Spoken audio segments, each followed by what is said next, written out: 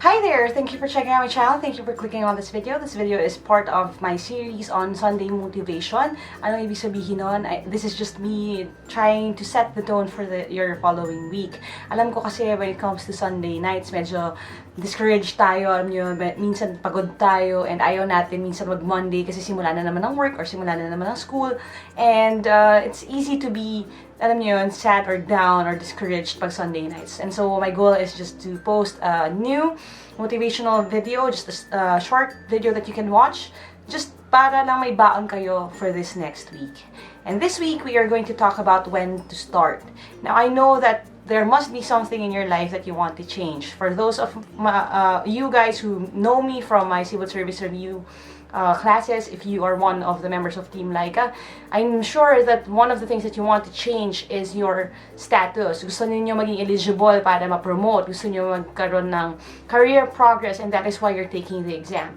You have dreams for yourself and your family, and you want to change your way of life. Now, if you're not studying for the exam naman, there are still parts of your life that you want to change, right? Ako, personally, marami akong gustong baguhin. I want to change the way I take care of myself kasi that is something that I'm very weak at.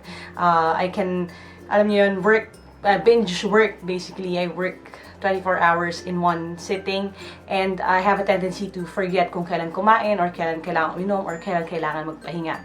And so we are going to talk about this kasi I know that there is something that you want to change, and I just want to help you out when it comes to starting. Now, the question is this: when should you start? And most people think that in order for you to start, merong mga standards, merong mga kailangan gawin. Parang, if I need to stop a vice, if I need to stop drinking or stop smoking, I need to do these things first. Kailangan ko muna to get it out of my system. Kailangan ko muna ng tamang preparation. Kailangan ko ng matagal na adjustment. Kailangan gradual yung change. But my suggestion to you right now is just basically start now. Now, there are 4 things that I want to talk about. Number 1, you are never too bad. You're never too bad to give up. Okay, you're never too bad to give up. Ano ibig sabihin nun? There are things kasi that we want to change, okay, or we want to start to change in our lives, pero feeling natin, hindi natin kaya. Now, i-emphasize ko yan, you are never too bad to give up. Ano ibig sabihin nun? Even if you are the worst, okay, at what you're doing, even if you feel like you're the worst at math, you're the worst at language, you're the worst at your work right now, hindi ibig sabihin nun you should give up. Okay, you're never too bad to give up.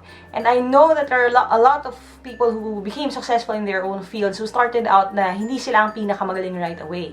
In fact, that is how things happen usually. Hindi naman lahat ng itatouch natin magta-turn into gold.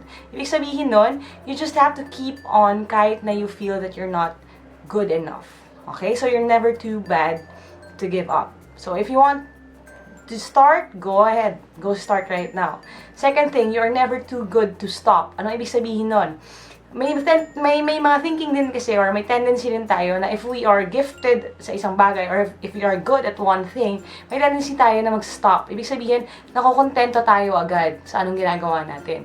And anong definition ng excellence? Excellence is, alam niyo, keeping at it, keeping alam niyo, keeping yourself growing. So, ibig sabihin, even if you are already good at one thing, that doesn't mean that you should stop learning. There are other things that you could know. I personally, up until now, I'm still learning. I'm still learning from a lot of people, a lot of books, a lot of resources. There are people I look up to. There are mentors that I go to ask for advice. So, you should never stop learning. You're never too good to stop. So, even if you feel na may improvement na, don't sit on that na parang okay na yon. Push yourself even further. If, for example, you're one of my students sa review, if you feel nag-improve ka na sa math, that doesn't stop there. You should keep practicing para mag-build naman ng speed. So, tapos ka na sa accuracy, alam mo na yung ginagawa mo, lipat naman tayo sa speed. Alright? Third thing I want to talk about, you are never too young to step up. Ano ibig sabihin ng you are never too young to step up? Kasi meron tayong feeling minsan, di ba, na parang, nako, bata pa ako. Madali lang yan sa akin. Or bata pa ako, hindi ko kailangan mag-improve. Hindi ko kailangan yung skill na yan. Hindi ko kailangan na mag-volunteer for a ministry or mag-volunteer for an organization at school. Kasi masyado pa akong bata. I have so much time ahead of me. And we also have this thinking na pag bata tayo, we can't Alam niyo, we can't do things na ginagawa ng matatanda. We feel little, we feel inadequate, and that's not true. Okay? A lot of the people, again, who are successful started when they were young. So even if you are, sabihin natin, 11 years old, 10 years old, 12 years old, hindi ibig sabihin nun, you should just enjoy life being a kid. There are things that you can grow in pa rin. You can start, alam niyo, you can start molding your life right now kahit you feel na you're young pa. Alright? Fourth thing that I want to talk about, you are never too old to start. Ano ibig sabihin nun? A lot of my students really ask me, Coach, paano yun? Parang masyado parang too late na for me. I've been studying for a long time, lagi akong bumabagsak. Or feeling ko, paano yan? 40 years old na ako, or 50 years old na ako. Magte-take pa lang ako ng civil service exam. Imposible na ba akong makapasa? Now, I want to encourage you guys na you're never too old to start. Ano ibig sabihin nun? There are still a lot of people who became successful in their lives who started later in life.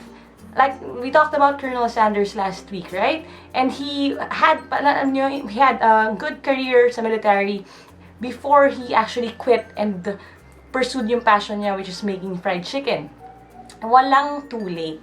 There are a lot of people who start later in life. Hindi ibig sabihin nun ay hindi ka na magsistart na habulin yung pangarap mo. Wherever you are right now, even sabihin na natin retireable na tayo minsan, or sometimes, even people as young as I am, ako, I'm 28 years old, pero may feeling ako sometimes na baka masyado na akong matanda para dyan. That's not true. You're never too old to start. It just takes a lot of humility, alam niyo yun, to admit na, ay kahit matanda na ako, I need to learn this. Or I need to get a teacher na sometimes younger than me to teach me. And that's one thing na marami sa Team Lyqa dun sa aking civil service exam review. I see a lot of people who are way older than me, some of them sa age na ng parents ko. But they still go and pupunta sila doon para matuto. And I'm so in love with that concept. Kasi ibig sabihin nun, na embrace nila tong first point natin, which is you're never too old to start. So, wherever you are right now, di ba? Whether you're too bad, too good, too young, or too old, the thing is, you should start now. Okay? Kung meron kang pangarap, start right now. There's no better time for you to start than right now. There's something I always tell my students whenever I get an opportunity to speak. I tell them, if you want change to start to change. Ano ibig sabihin nun? Kung gusto mo daw magsimula ng pagbabago, magsimula kang magbago. Change has to start with you. So if you want to change something in your life, if you want to improve on one thing, if you want to learn a skill, if you want to start a business, if you want to start a different career path, the best time for you to do that is now. So again, you're never too bad to give up, you're never too good to stop, you are never too young to step up, and you're never too old to start. So, that is my Sunday motivation video for you guys. If you like this, click thumbs up, subscribe to this channel para malaman ninyo as soon as new video posts. If you know me from my civil service review at gusto nyo pang matuto, you can go to www.facebook.com/teamlyqa. And if you want more motivational messages or you have things that you want to ask or may hinihingi kang advice, you can reach me sa www.facebook.com/atelayqamaravilla. Thanks, God bless, kaya niyo yan, and again, I hope that you attack this next new week with a different and fresher perspective. If you want change to start to change, and when should you change? Start now. God bless, guys. See you next week.